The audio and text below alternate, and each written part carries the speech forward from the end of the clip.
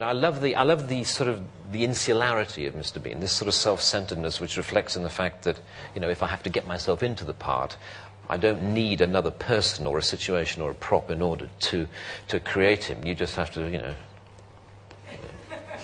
it's always about him, yes, and where he sits in the world. He's quite he's got a sort of an invisible shell around him. Yeah. He's hugely popular internationally, isn't he? Yes, it is bizarre actually. It's something that I try not to think about very much, because actually if I ever do, stop and dwell on how well known my face is in so many obscure, yes, corners of the world, that I think I would find it rather disturbing. Are you made aware of it when you go abroad? I'm being slightly disturbed about it, even talking about it now. Yes, I'm aware. No, you hear extraordinary things about, like a friend of mine making a documentary for Comic Relief and going into Africa, into some of the most deprived areas of Africa, and going to this, little African village where there's no water, no electricity, no services, and nothing, no food, in all likelihood, and just a few huts, and in the largest hut, the entire village was gathered, and there was a grainy, tiny black and white screen showing a Mr. Bean video.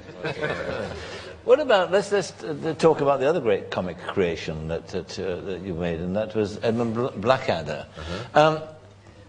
What was the reason of setting it, first of all, in 500 years ago? I mean, what was the inspiration for that? Yeah, it was after a sketch show that I did called Not the 9 O'Clock News, and myself and Richard Curtis wanted to do a sitcom of some kind.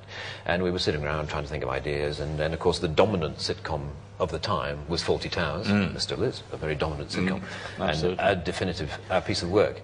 And I think we were fairly convinced that whatever we did, no matter how hysterically funny it was, would be unfavourably compared, we thought, to Fawlty Towers. And so we were desperate. And so I think some of the reason why we ended up, 500 years ago, was because we were thinking, well, surely if we set it in medieval times, no one's going to say it's a pale imitation of Fawlty Towers.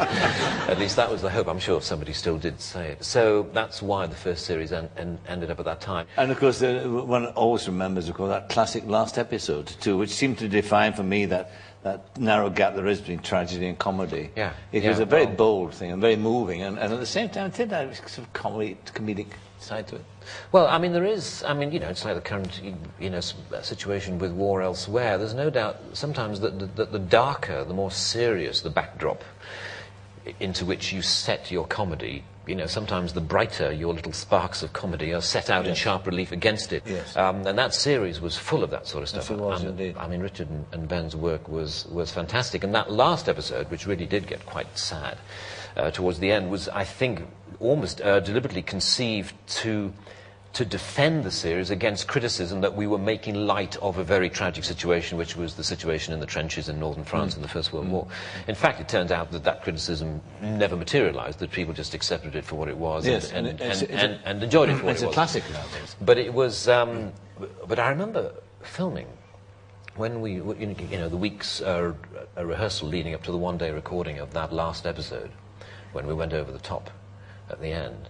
And for the first time, and probably the last time actually in my acting career, that because throughout rehearsal, as an actor playing the part of the Blackadder, and knowing that even though the rest of the episode, of course, was its standard sort of funny sitcom self, there was this deep sort of twist in the, in my stomach throughout that week of sort of thinking along with your character that you were doomed, that you were going to die at the end of the week. It was the most peculiar. I'm sure, serious actors playing serious characters in difficult situations feel this all the time, that there's a psychological effect.